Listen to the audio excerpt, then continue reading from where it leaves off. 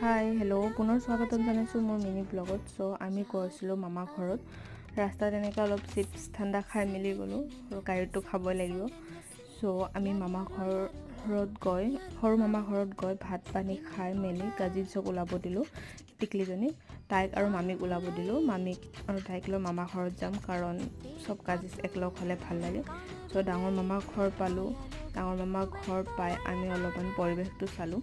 তাৰে মামাই আনাৰস লগাইছে, ইমান ধুনীয়া লাগিছে। পুখুৰী পাৰত আনাৰস লগাইছে। অলৰেডি পুখুৰীটো সিঁচিছিলে, তথাপিও মামাই অলপমান মাছ দি থৈ দিছিলে। চ' আব্বাই চাই আছে তাতে মাছ মাৰিব পৰা যায় নাযায়। চ' আমি ক'লোঁ আজিতে নালাগে, কালি তুমি মাছ মাৰিবা। আৰু মামা ঘৰত যাব আছিলে, সেইটো কাৰণে দিনটো বহুত বেছি এনজয় কৰিছোঁ। ক্লিপ ল'ব নোৱাৰিলোঁ, বাট এইখিনি লৈছোঁ, এইখিনি আপোনালোকৰ লগত শ্বেয়াৰ কৰিলোঁ।